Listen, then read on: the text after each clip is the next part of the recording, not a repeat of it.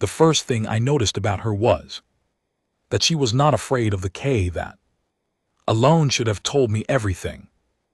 Every species at Orion University was afraid of the KTH. They stood nearly 3 m tall with layered hide the color of old iron and forearms built like cargo lifters. When a KE walked down a corridor, every other student moved to the edges of the hallway without even thinking about it. It was not a conscious decision. It was the kind of deep biological understanding that said, do not be in the path of that thing. She did not move. She was standing near the vending machines on the east side of the main building when I first saw her. Small even by human standards, she wore a large gray hoodie that was slightly too big for her shoulders. Her hair was pulled back. She was eating something wrapped in a crinkled paper package, and her eyes were tracking a group of cadets who were walking loudly through the corridor, shoving smaller students out of the way without a second glance. She was not pressed against the wall. She was not looking down. She was just watching them, patient, the way you watch something when you are not worried about it seeing you back. My name is Zakiel. I am Vithrani, which means I have 4 limbs, 2 of which are primarily used for walking and 2 which are useful for carrying things or expressing mild discomfort, which I was doing a great deal of at that particular moment. My bioluminescent patches, which run along my neck and the outer edge of my upper arms, were glowing a pale, cautious amber. My species' version of saying without words, I would very much like to be somewhere else. It was my first week at Orion University, a coalition institution that accepts students from 38 recognized species. The campus sits on a neutral orbital platform above a mid-tier system whose star is too small to be interesting and too stable to be dangerous. It is in almost every way the perfect place to study. I was there for xenobiology. I had spent 3 years preparing my application, 6 months on the waiting list, and approximately 47 hours on the transport vessel reading the student orientation document, which described the campus as a place of mutual respect and interspecies cooperation. The KET cadet shoved a Sylvan student so hard into the wall that his spine plates rattled. Mutual respect, I thought. Interspecies cooperation. I found my room. I found the xenobiology building. I attended the orientation lecture, which was delivered by a Havel professor named Elder Duckett, who had 7 eyes, a voice like soft gravel, the quiet manner of someone who had seen a great many things and decided long ago not to be surprised by any of them. He told us the lab assignments had been posted. He told us that partners were non-negotiable. He told us with what I would later understand was very deliberate emphasis that we should approach our assigned partner with open minds. My assigned partner was Mara Solis. I looked her up in the student directory before I found her. The coalition database entry for humans was not long. I had read it before, of course, as part of my xenobiology preparation, but I read it again on my personal tablet while sitting in the campus garden surrounded by 8 other species doing their own version of the same anxious scrolling. Homo sapiens. Tier 4 classification. General category. Unremarkable. No venom. No natural armor. No psionic sensitivity. No enhanced sensory capabilities beyond a moderate visual range and a surprisingly strong sense of smell, which the database noted was mostly unused in modern human civilization. Average. Lifespan listed as 70 to 90 standard. Years, bipedal locomotion bilateral. Symmetry, social species prone to. Forming groups. The entry had 3 short paragraphs, a small photograph of a human standing next to a height, reference post, and a footnote that said human physiological data had last been updated 11 years ago. 11 years was a long time for a database entry to go unrevised. I noted that, filed it away, and did not think much of it. I found Mara in the lab the next morning. She was already there when I arrived, which was 8 minutes before the start time, which meant she had arrived at least 9 minutes early. She had a notebook open on the bench beside her, written in a small, dense script I could not read. She had a cup of something hot. She had a granola bar, partially eaten, sitting on the corner of the bench. She looked up when I came in. Her eyes were brown, quiet, focused, the kind of eyes that did not move around a room nervously, but simply rested on whatever they happened to be pointed at. She looked at me the way she had looked at the KAT cadets, not with fear, not with particular friendliness, just with attention. "Yours Axial," she said. Her pronunciation of my name was not perfect, but it was much closer than most non-Vranny managed on a first attempt. "Yes," I said. My translator was running so she would hear my name, M.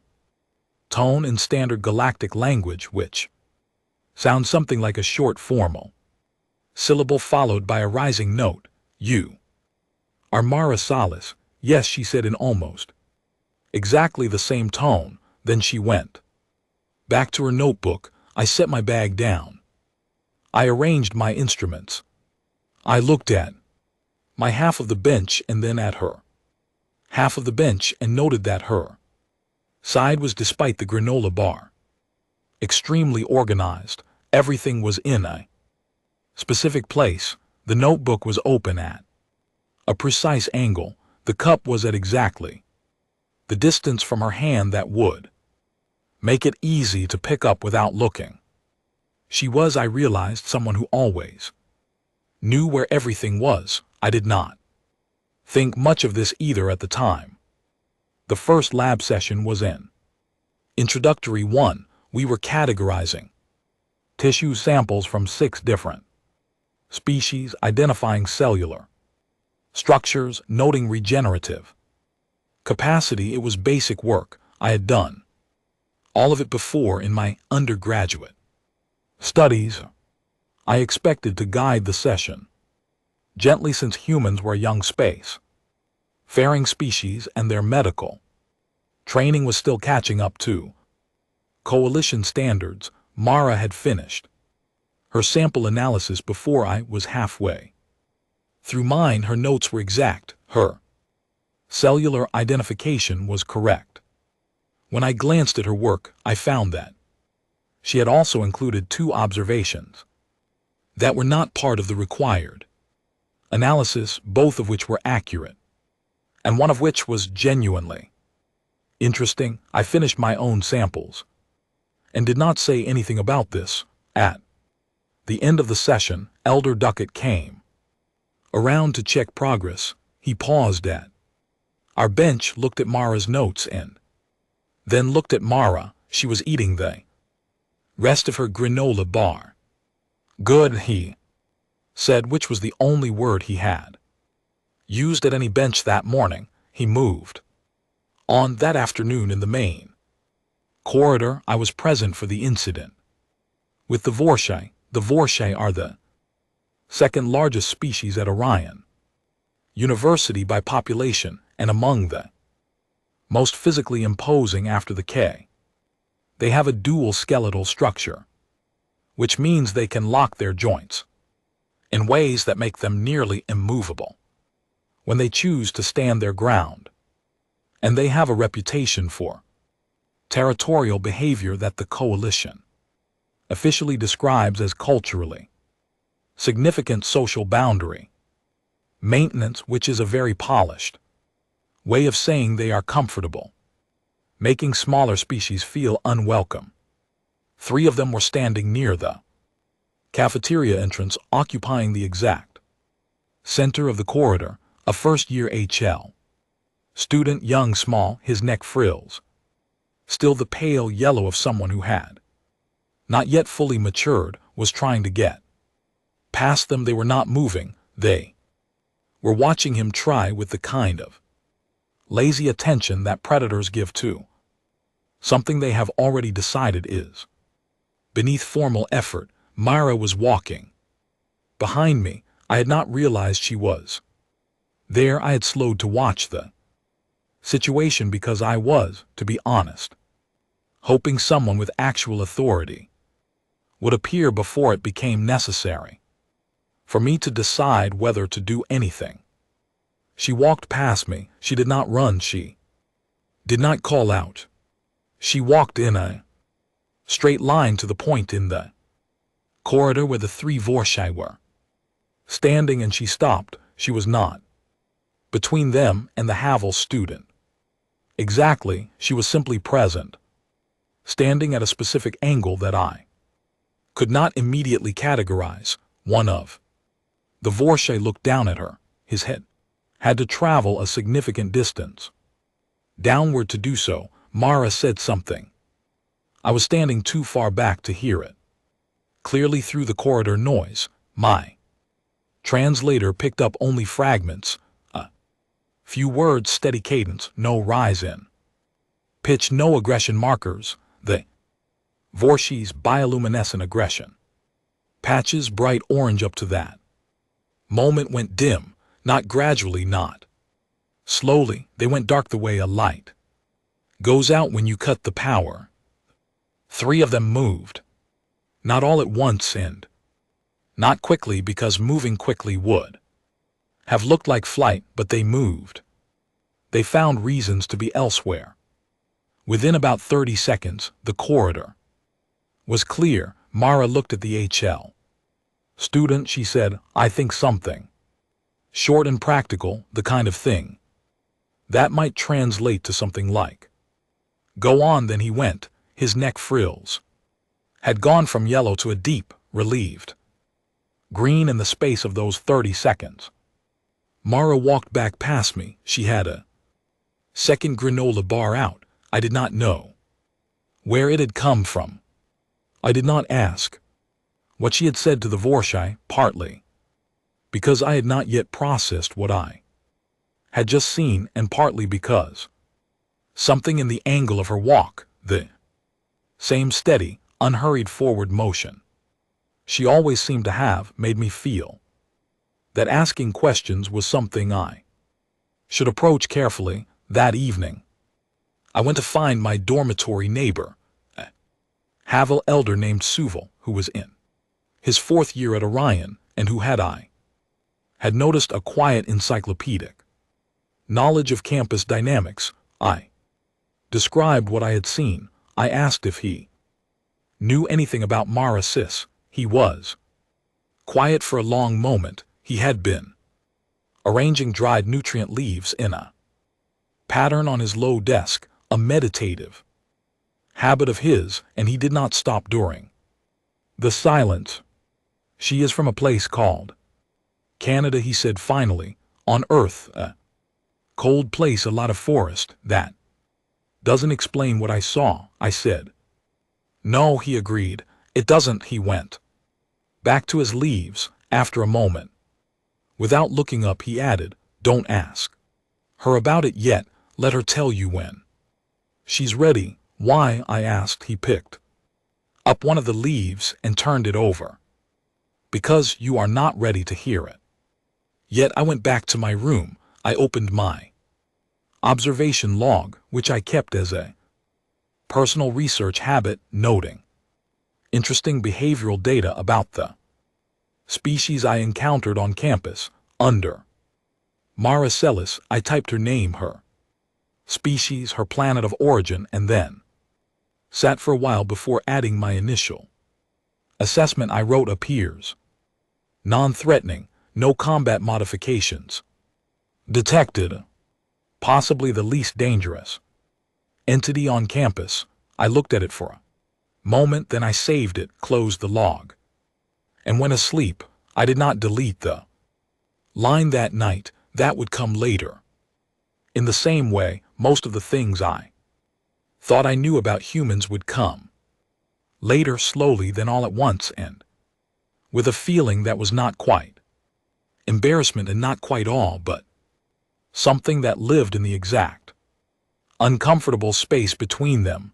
The restricted archive was not supposed to be easy to access. It was not locked behind anything dramatic, no retinal scan or voice confirmation or sealed gate.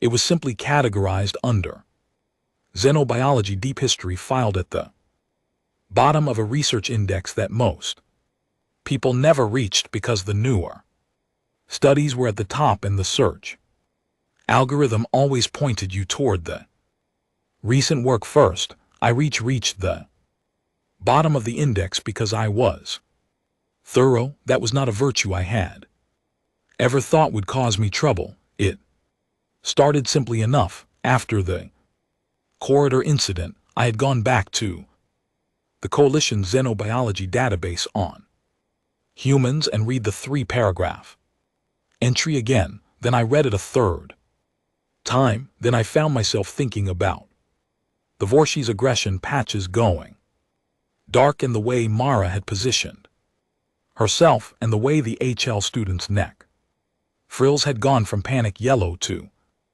relief green in 30 seconds.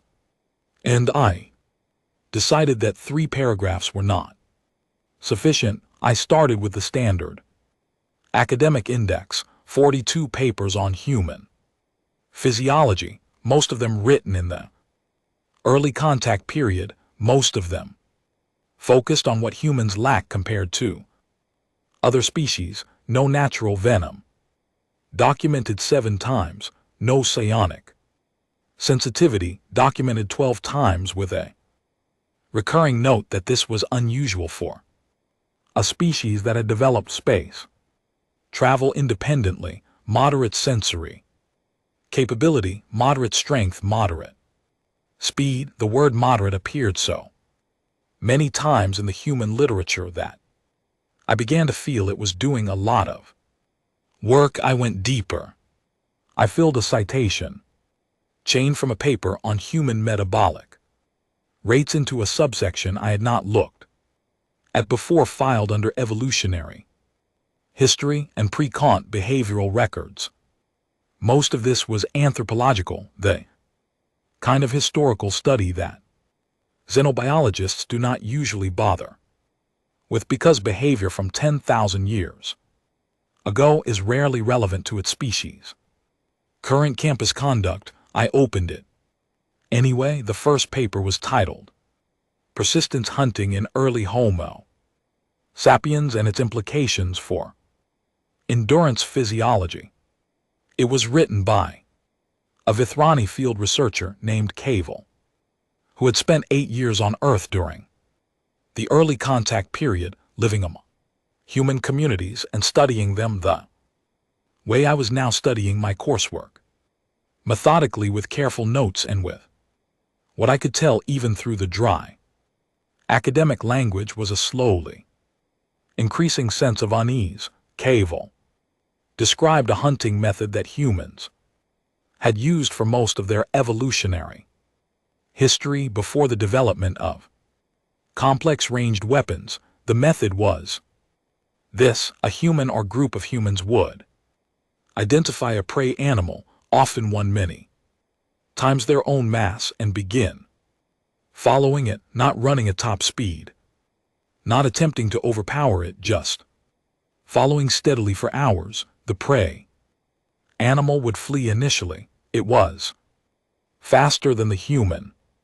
It would put distance between them, but humans are what the paper called a persistence predator, which is a scientific way of saying that they do not stop. Most mammals overheat when they run at full speed for extended periods, humans, sweat, which most other mammals do not do effectively, and this allows them to maintain movement and heat that would slow or stop other species entirely. The prey animal would rest.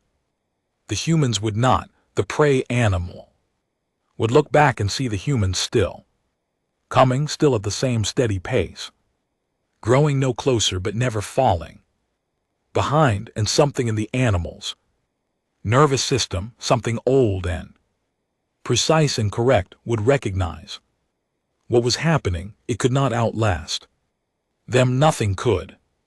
Cavell described watching a persistence hunt conducted by a community in southern Africa, a dry landscape with a sun that I gathered was significantly more aggressive than the star above Orion University. The hunters wore minimal covering. They carried simple tools. They ran, if you could call it running, in a rhythm that looked almost casual, a long striding forward motion that was not fast but was absolutely unbroken. The prey animal, a large herd ungulate weighing approximately 500 kg, ran. It rested. It ran again. The humans kept coming. After 3 hours and 40 minutes, the animal stopped. It stood in the heat.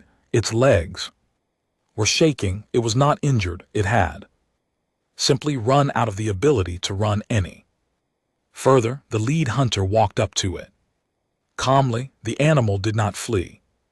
There was nowhere left to go. I read that paragraph 3 times, then I kept reading. Cavell noted with the strained neutrality of someone trying very hard to remain scientific that persistence hunting was not an anomaly. It was not a specialized cultural practice. It was a behavior documented across human populations on every inhabited continent, in every climate, in conditions ranging from open plains to dense forest to mountain terrain to environments cold enough to freeze most other species.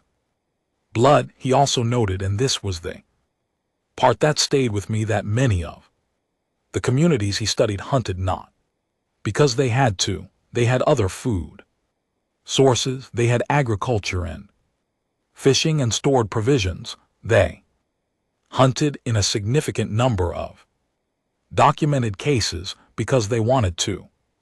I closed the paper. I sat in the library, which at this hour of the night was nearly empty. A few solvent students quietly studying in one corner, and a single Cath cadet asleep at a table near the window. And I thought about the 3-paragraph database entry. No venom, no natural armor, no psionic ability, nothing in those 3 paragraphs had mentioned that humans had spent the majority of their evolutionary history following things until the things gave up. I thought about Mara in the corridor, the way she had positioned herself, the way she had not moved. I went back to the index and followed 2 more citation chains, and the more I followed, the more I found not everything in those papers was comfortable reading. There were records of humans tracking prey across terrain that field researchers had rated as impassable by every other species standards. There were notes on human navigation capability in total darkness, using scent and sound and what Cavell described as pattern recognition, so deeply wired into the species' brain structure that it functioned without conscious effort. There was a paper dedicated entirely to the human hand and the specific extraordinary way it was designed for throwing, for the precise launch of objects at high speed and with directional accuracy that exceeded every other species in the coalition. The paper pointed out that the human shoulder was one of the most sophisticated ballistic mechanisms in Known biology, not for hitting things, for throwing things from a distance. With accuracy, the human body had been shaped over millions of years for hunting. I sat with that for a while. Then I did something I had not planned to do. I closed the archive, gathered my notes, walked across campus to the lab, and found Mara because her light was on. And I had seen over the week that she worked late. She was at the bench, notebook open, a fresh cup of something hot, a granola bar. She looked up when I came in, the same quiet, attentive look. Your species used to hunt megafauna, I said. For survival, she nodded. For survival and for other reasons. Other reasons, I said. Sport, she said. Community, skill, practice, respect for the animal. There were a lot of reasons, depending on who you ask and when in history you're looking. You still do, I said. It was not quite a question. Some of us do, she said. Yes, she went back to her notes. I stood for a moment. My amber patches were glowing again. I had not noticed when they had started. I read about persistence hunting, I said. She looked up again. This time there was something in her expression that was not quite a smile, but was adjacent to one.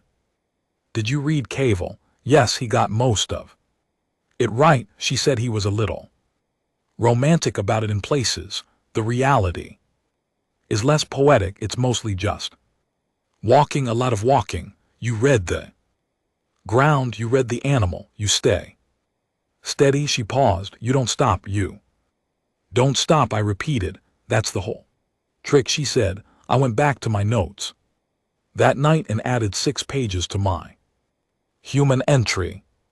The next morning I flagged the entry for secondary review and sent a note to Elder Dates's rear count, asking whether I could schedule conversation about classification, accuracy in the coalition databases. Human file, he replied within the hour, which was unusual for a professor. He said, yes, tomorrow, bring your notes. Then he added below his signature in small text, I wondered when you would start asking. That afternoon in the western wing of the building, I was sitting with 2 other students, reviewing joint coursework when the security alert came in. It was not a full alarm. It was a notification that flashed quietly on the institution screens. Incident reported, North Nature Preserve, advisory only, security responding. I would have thought nothing of it, but Mara came into the room at that exact moment, looked at the screen, looked at the notification, and stopped walking. She stood very still for approximately 2 seconds, then she turned around and went back the way she had come. I did not follow her, not yet, but I made note of the direction she walked, and I thought about what I had read the night before, and I felt in the amber glow of my patches brightening slowly toward something darker, the first real understanding of what I was sitting next to in that laboratory. The database said 3 paragraphs. 3 paragraphs were nowhere near enough. The security notification on the screens had been deliberately vague. I know that now. The administration did not want a campus-wide panic, so they kept the language soft. Incident reported, Northern Nature Preserve, advisory only, no specific details, no numbers, no mention of the Vorshai separatist group that had in the previous 48 hours quietly positioned 6 armed individuals inside the preserve's restricted research zone, taken 1 faculty member hostage, and sent a coded message to the Coalition Security Bureau demanding political concessions they were never going to receive. I found all of this out by going to Elder Duckett's office. It was late in the afternoon, and the corridor outside his office had 2 campus security personnel standing the entrance to the staff wing, which was not normal. I asked one of them if Elder Duckett was available. He said he would. Jack. He went in, came back out, and held the door open for me with an expression that suggested he was not entirely sure this was wise. Elder Duckett was behind his desk, which was covered in what I now recognized as crisis management printed maps of the preserve, a communication device running on an open channel, and a half-eaten meal that had clearly been set aside hours ago and not returned to. He looked up. When I entered, "Sit," he said. I sat. He told me what had happened. The faculty member taken was Professor Orrin Kai, a solvent researcher who had been conducting soil studies in the north quadrant of the preserve. The group holding him were a faction of Vorsha separatists, 6 individuals armed with standard compact weapons and with detailed knowledge of the preserve's layout because one of their members had worked on the grounds maintenance team the previous year. Coalition Security Bureau is coordinating a response. Elder Duckett said campus security has sealed the preserve's perimeter. They are assessing entry options. He looked at his maps. The terrain is the problem. The preserve's northern quadrant is dense secondary forest, low visibility, significant sound cover. The Vorshai chose it deliberately. Their member who worked here knew which zones had minimal sensor coverage. How long has Professor Orrin Kai been in there? I asked. 11 hours, he said. I was quiet for a moment. Why are you telling me this? He looked at me across the desk. Because an hour ago, Mara CIS came to this office and asked for the preserve's topographic maps, the last known patrol routes of the separatists, and whatever behavioral profile we had on their leader.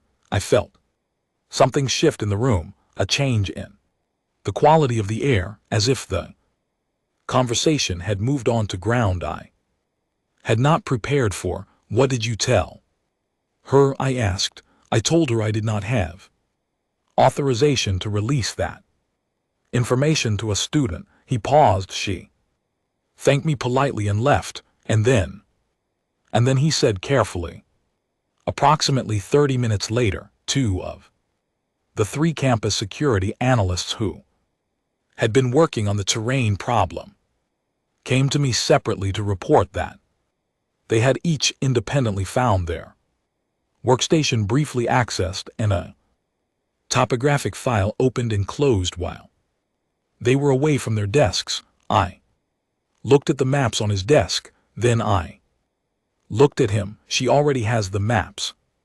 I said. She has had them for approximately 40 minutes, he said. Security channel on his desk crackled. Voice came through reporting that they had completed their perimeter assessment and were recommending a phased entry through the southwestern corridor, which would take 6 hours to properly route and equip for 6 hours. Professor Orrin Kai had already been in there for 11. I asked Elder Duckett where Mara was now. He pointed at one of the preserve's boundary access doors on the map, which was on the campus side of the northern quadrant. The sensor there logged an outward passage 35 minutes ago, he said. It logged only one individual. I stood up. I was not entirely sure what I was doing, but I walked to the preserve boundary as fast as I could move without running, because running would have attracted the security personnel's attention, and I had a feeling which I could not explain logically, but which was growing stronger with every step, that the right thing to do was to find the security command post that had been set up near the boundary and watch from there rather than interfere with Whatever was already happening, I was right about the command post. It was a temporary structure near the eastern boundary gate, 3 security officers from different species, communication equipment, a grid monitor showing the preserved sensor network. One of the officers was the campus security chief, a decorated Vorshai veteran named Commander Velcro, who had 4 campaign markers on his uniform and who was when I arrived staring at the sensor grid with an expression I had not seen on a Vorshai before, which was the expression of someone who did not know what they were looking at. He looked at me when I came in. He knew who I was, I think, because he had been briefed on the incident by Elder Jewett. He looked at me, and then he looked back at the grid, and he said nothing. I looked at the grid. There was one signal moving slowly through the northern quadrant. It was Mara's biosignature tag, the standard one issued to all students for emergency tracking, which told me she had not tried to hide her location. She was not sneaking, she was walking. The signal moved at an unhurried, steady pace, heading north and slightly east along a route that followed no path I could see. On the map, she entered without authorization, Commander Velcro said, not angrily, just as a statement of fact. Yes, I said, I have 6 armed separatists in that preserve, he said, and 1 unarmed human student who apparently stole my topographic files. She borrowed them, I said, though I was not sure why I said it. He looked at me. She has no armor, no weapons beyond a field kit and whatever she carries. Personally, my team has been assessing this terrain for 6 hours, and we cannot identify a safe entry route that does not risk the hostage. He paused. She walked in with a notebook. We both looked at the sensor grid. Her signal was still moving, same pace, same steady forward motion. I thought about the paper I had read the night before. The hunters in the heat, the prey animal resting, the hunters still coming, still at the same pace. I thought about what Mara had said, you don't stop, that's the whole trick. One of the other security officers said quietly that 2 of the separatist signals had moved to intercept her. Both signals were moving fast, the way trained individuals move when they are confident in their environment. They closed the distance between themselves and Mara's signal on the grid, and then they stopped. Not stopped as in they slowed down and came to a halt. Stopped as in their signals simply ceased to update. They were still there, their bio signs still registering, but they were not moving. Commander Velcro leaned forward over the grid.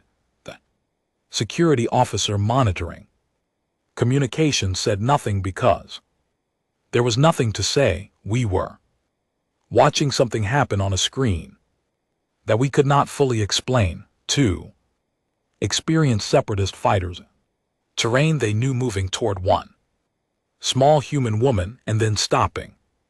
Their signals were approximately 40 meters from her last confirmed position. Mara's signal kept moving. What did she do? The communications officer asked. To no one in particular. No one answered. Her signal curved north, then east, then north again in a gentle arc. I looked at the topographic map overlaid on the grid, and I realized slowly what the arc meant. She was not walking toward the separatists' main position. She was walking around it, a wide, slow circle. She's mapping their movement, I said. Commander Velcro looked at me. She's finding out where they go, I said. She's watching how they respond to her presence. She's reading the ground. I stopped because I was saying things I had only read about in a paper the night before and saying them to a decorated Vorshai security commander who had spent 20 years in active tactical operations. And I was not sure they would land correctly. He looked at the grid for a long moment. She's hurting them, he said. Quietly, his voice was absolutely flat. We watched the third and fourth. Separatist signals became restless, moving in short bursts, changing positions. This was a trained group. They were not panicking, but they were responding to something, adjusting their positions in a pattern that I could see, even on the grid, was slowly compressing toward the northern end of the quadrant. Mara's signal described another arc. Patient, unhurried, the preserved sensor network had limited coverage in the northern quadrant, which was precisely why the separatists had chosen it, but Mara's student biosign kept registering at steady intervals, and through those intervals we could read her direction. She was not closing in quickly, she was closing in the way water closes in on something everywhere at once from every angle that the other thing had not thought to watch. The communications channel opened. A voice came through, rough and tightly controlled, and the translator rendered it in standard. This is the northern team. Request updated. Positions, we have lost visual on 2 elements. Repeat, we have lost visual and contact on elements 3 and 4. Commander Velcro looked at the 2 signals that had stopped moving. He closed the communications channel. He did not respond. I understood then that he had decided something. We waited. The 4th hour came. The preserve was quiet. Outside the command post, night insects singing in the Trian, a cool wind coming from the north. I did not sit down. Commander Velcro did not sit down. The 2 security officers stayed at their stations and watched the grid and said nothing. At the 3-hour and 58-minute mark, a new signal appeared at the preserve's eastern boundary. Professor Orinkai's biosign, moving outward toward us. A minute later, the eastern gate opened. Professor Orinkai came through the gate. He was uninjured. His spine plates were rattling with stress and relief, a solvent physiological response that is impossible to control, and that means something between I thought I was going to die and I can't quite believe I didn't. He sat down on the ground immediately because his legs were not ready to discuss standing any further. One of the security officers went to him. Commander Velcro and I looked at the grid. Mara's signal was moving toward the same gate. Behind her in the preserve, all 6 separatist signals were stationary, not eliminated. Their biosigns were still active. They were simply not moving. The gate opened. Again she came through it, hoodie hair still pulled back, field kit on her shoulder. She was eating a granola bar. There was a small cut on her left forearm just above the wrist, which she appeared to have treated herself with a strip of medical tape from her kit. The cut was the kind you get from moving through dense undergrowth in the dark. She looked at Commander Velcro. 6, she said. All present. The 2 at the eastern section are zip-tied to separate trees. The other 4 are together in the hollow near the northern ridge. Their weapons are disassembled. I stacked the components. She paused. Leader has a left knee issue. Old injury. I didn't have to use it. Commander Velcro was completely still. You disabled 6 armed individuals, he said, in 3 hours and 58 minutes in terrain that my team assessed as operationally unsafe for entry. Your team was doing it as a direct approach problem, she said. it isn't that kind of problem. What kind of problem is it? He asked. She chewed her granola bar thoughtfully. A patience problem, she said. There was a long silence. Commander Velcro's aggression patches, I noticed, had not gone orange since she had come through the gate. They were neutral gray-green. He had, I realized, instinctively read her the same way the Vorsight cadets in the corridor had read her. His patches had measured something and found the neutral color to be the appropriate one. He was someone who had spent 20 years in tactical operations, and something very old and very accurate in his biology was telling him to be polite. Where? He asked carefully. Did you learn to do that? She took another bite of her granola bar. She looked toward the preserve at the dark tree with the same quiet expression she always wore. Home, she said. The coalition filed a report. I know because Elder Duckett told me 3 days later that the incident file had been closed, that Professor Oren Kai had been cleared by medical, and that the separatist group was in coalition Security Bureau custody. He did not mention Mara's name anywhere in this summary. He said the situation had been resolved through coordinated security response. I looked at him. He looked at me. Coordinated security response. I said, that is what the report says. He said he went back to his nutrient leaves. I went back to my notes. Mara was in the lab the next morning at the same time she always was, which was 8 minutes before start. Her notebook was open at the same angle. Her cup was in the same position. She had a granola bar. The cut on her forearm was healing, covered now with the standard medical tape, and she had apparently decided it was not worth discussing because she did not bring it up. I sat down at my bench and looked at my instruments and thought about how to begin. Are you all right? Said. She looked up. Yes, the cut on your arm. She glanced at it briefly. Blackthorn, she said. There was a patch of it near the eastern hollow. I should have seen it earlier. Blackthorn, I said. Sharp shrub, native to Europe originally, but it seeds itself everywhere. My fault for moving too fast through that section. She wrote something in her notebook.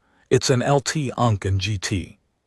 Fine. I opened my own notebook. I looked at the week's lab assignment. I thought about what I was going to say next. You knew the terrain would give you the advantage, I said. She was quiet for a moment. Partially, she said. Dense forest with poor sensor coverage meant they couldn't rely on equipment that levels things in that kind of environment. Whoever reads the ground better has the edge, and you read the ground better. I've been reading ground since I was 7 years old, she said, not as a boast, as a statement, the way you state a fact about whether you're home in Canada. I said. My family hunted, she said. My grandmother hunted. It goes back a long way. She paused. Up there in that kind of country, you learn early that the forest will tell you everything you need to know if you're willing to listen. Most people aren't patient enough. I thought about what I had read about the long arc of human history, the millions of years of reading terrain and following signs and staying steady. I thought about persistence, about not stopping. Can I ask you something personal? I said. She looked up. You can ask. Freight in the preserve. She was quiet for longer this time. She looked at her notebook, then out the lab's narrow window at the campus garden, where a few solvent students were moving between plants in the early morning light. Not of them, she said. Then what were you afraid of? She was still for a moment. There was something in her expression that was more open than I had seen before, a small shift in the quality of her attention, as if she had decided that this particular question deserved a real answer rather than a short one, enjoying it too much. She said it quietly and without drama, the way she said most things. I looked at her. She had gone back to her notebook. She was writing in her small, dense script, the pen moving at the same steady pace it always moved. I understood then that what she had just told me was not a casual comment. It was something she had thought about seriously, something she monitored in herself with the same careful attention she gave to everything else.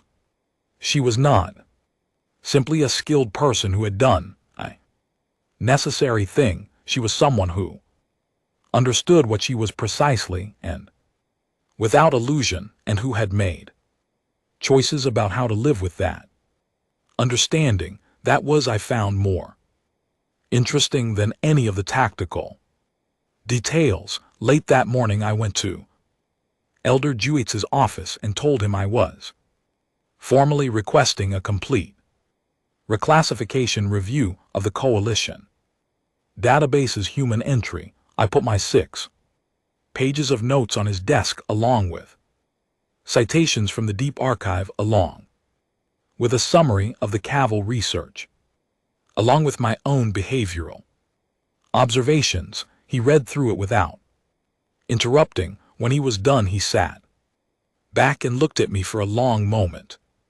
How many subpages? He asked. 14, I said, with more to add.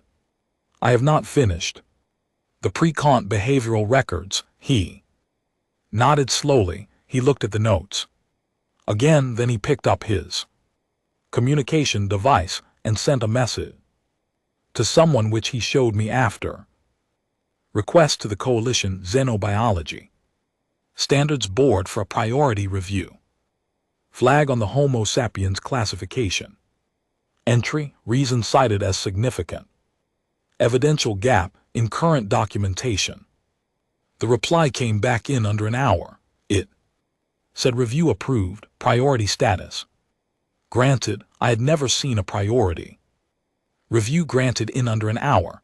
Those things usually took weeks. Someone else has been watching the humans, Elder Duckett said, looking at his screen. This is not the first flag request this year.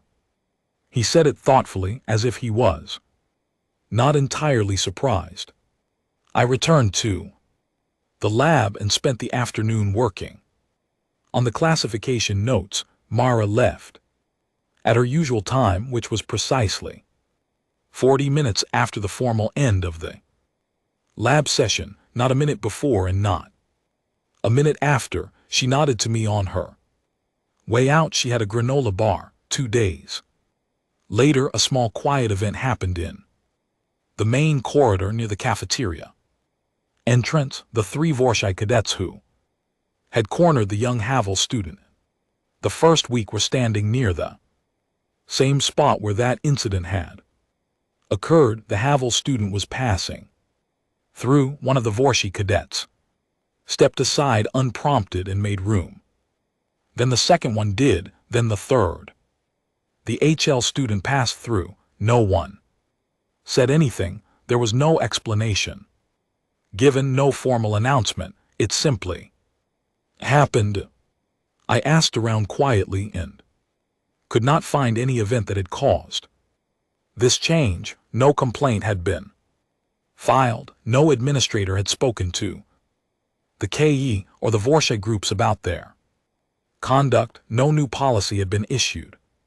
Something had simply shifted in the informal understanding of campus social dynamics, and the shift pointed in a specific direction, and that direction was connected somehow to a quiet human woman in a gray hoodie who was almost never the loudest person in a room and was almost never the most visible person in a corridor, and was most of the time simply eating a granola bar and writing in her notebook. I did not try to map the connection too precisely. I was a xenobiologist. I understood that some things were better documented than explained.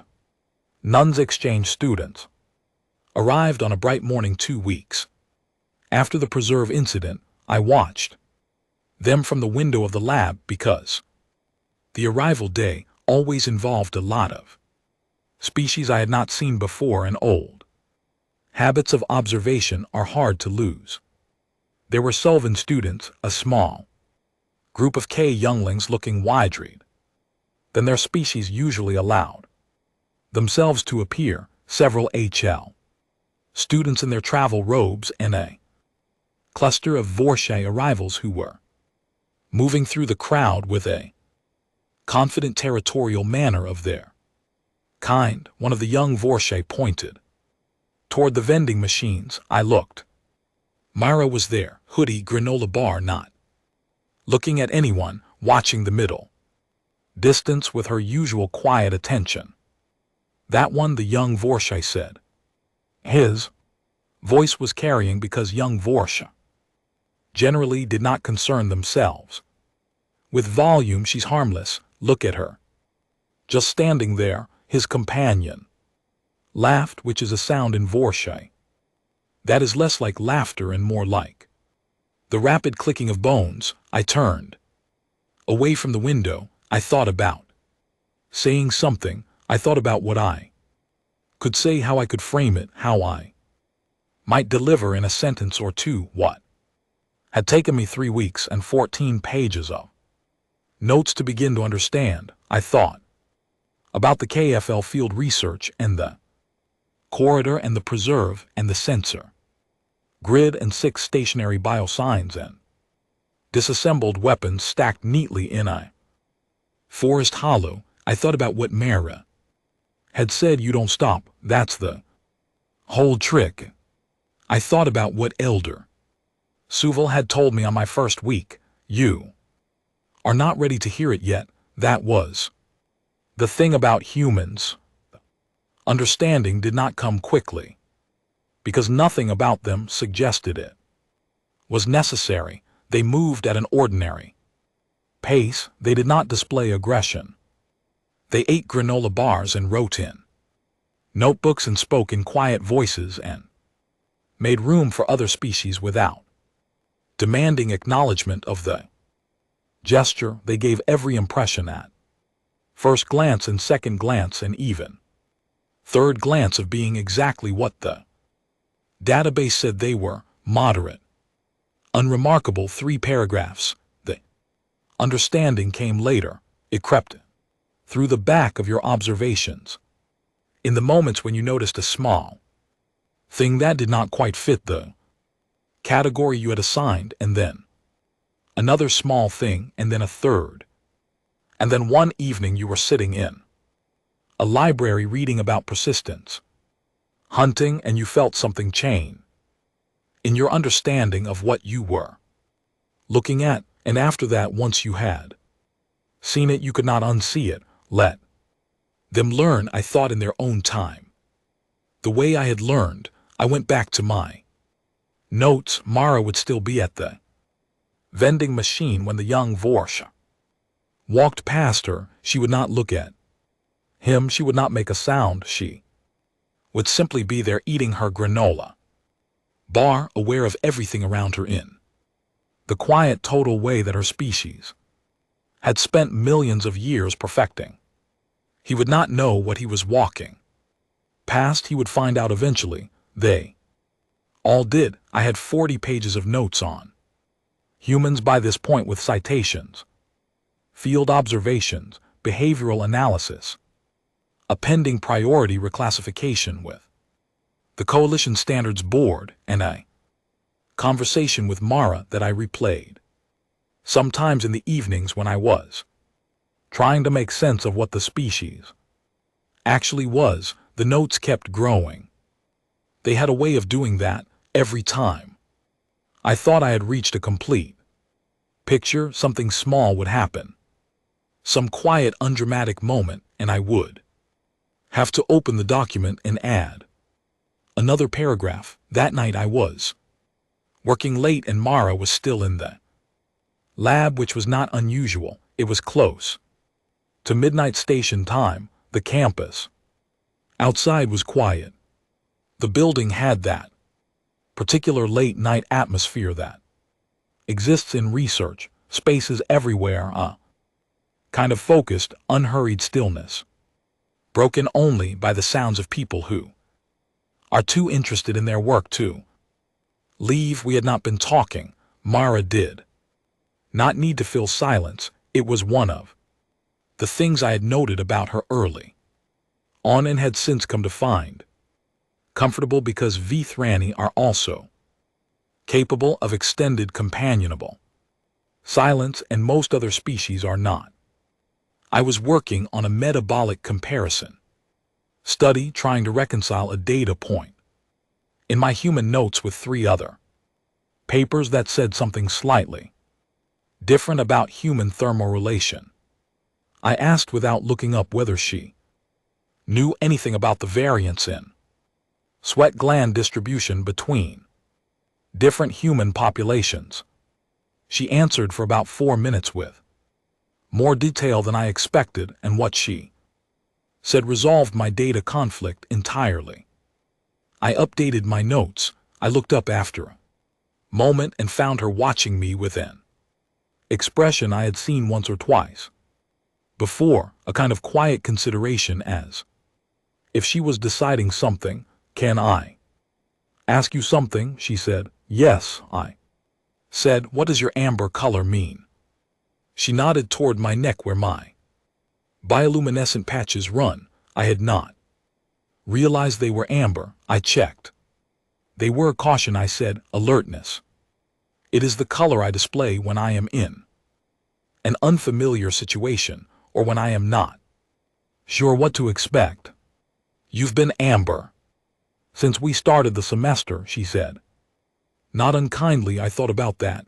Yes, I said. Are you still worried about the campus? She asked. About the other species? Less than I was, I said. Honestly. Then I paused because something in the conversation wanted to be said, and I was not sure how to say it without it sounding strange. I think I was amber about you, partly in the beginning. She nodded as if this was a reasonable thing to say. And now she asked. I thought about it. My patches were amber, still not bright as soft amber, the kind I displayed in a late night lab session when everything was quiet and familiar, and I was focused on work I found genuinely interesting. Now, I think it is more like respect, I said. My species does not have a different color for respect. It reads the same as caution. We are a careful species. She looked at me for a moment. That's very honest, she said. I'm trying to be a good xenobiologist, I said. Something in her expression shifted, and for a moment I saw something that was not the quiet steadiness she usually presented to the world. It was something warmer, more personal. You are, she said, and then in a tone that was lighter than her usual. You're the first person who's done proper research. Most people just look at the database entry. The database entry is 3 paragraphs, I said. Yes. She said. It is inadequate. Dramatically, she said. We both went back to our work. The lab was quiet. Somewhere outside the campus, night insects were doing their thing.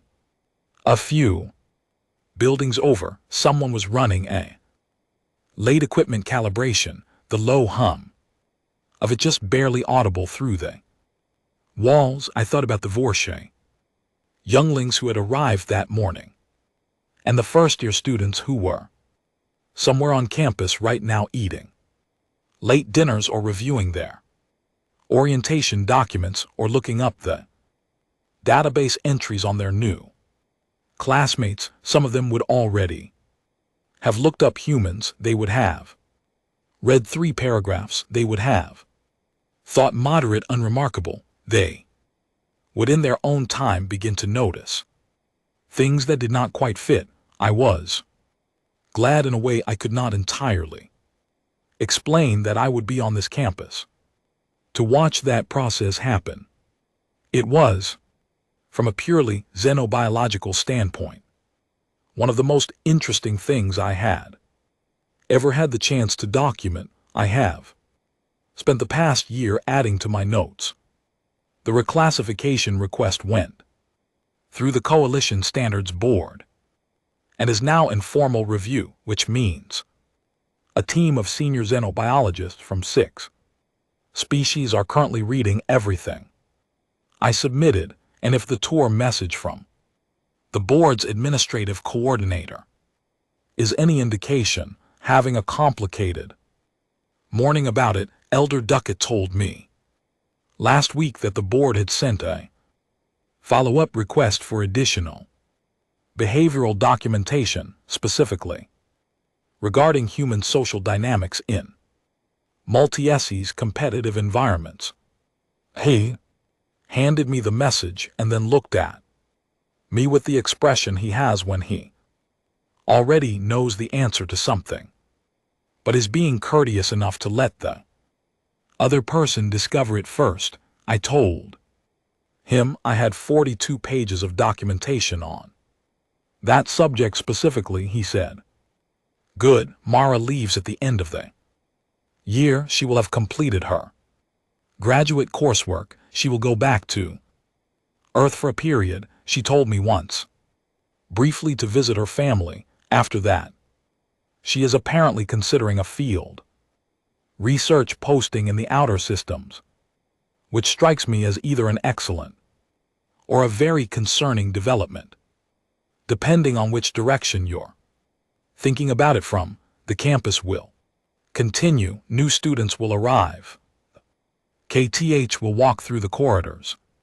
the Vorshai will test boundaries, new species will look at the vending machines and see a quiet human girl in a gray hoodie and think, harmless. I have considered more than once whether I should do something about this, post a notice, add a footnote to the orientation materials, slip a copy of Cavel's paper under the doors of the first-year dormitories. I have decided not to, not because the information isn't important. It is not because I don't care about the new students' education. I do, but because there is something in the process of learning it yourself, in the slow accumulation of small observations that don't quite fit.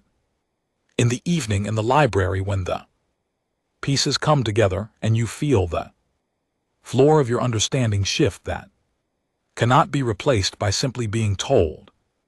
It has to be discovered. It works on you differently when you discover it yourself. Besides, Mara is perfectly capable of teaching the lesson herself, in her own way, in her own time too. Whoever needs to learn it, she is very patient. She does not stop. That is, as she once told me, the whole trick. I sat in the lab last night after everyone else had gone home, adding another paragraph to my notes, when Mara looked up from her bench and said without any particular preamble, "You know, memorized every exit from this building, right?" I looked up. "Old habit," she said. "From hunting." I said she considered this. "From being careful," she said. "There. The same thing mostly." She went back to her notes. My patches glowed their soft, familiar amber. Outside, the campus was quiet. The stars above the orbital platform were doing what they always do, burning steadily, indifferent to everything below them. I have studied 38 species. I have read papers on creatures that could dismantle a city block. I have walked the same corridors as Keth cadets and Vorshai tacticians, and species older than my civilization by factors I find genuinely humbling.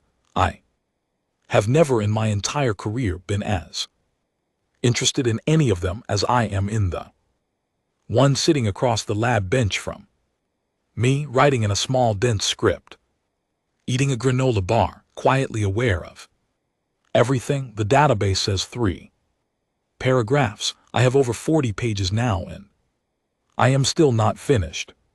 I do not think I will ever be finished. That I have come to understand is exactly as it should.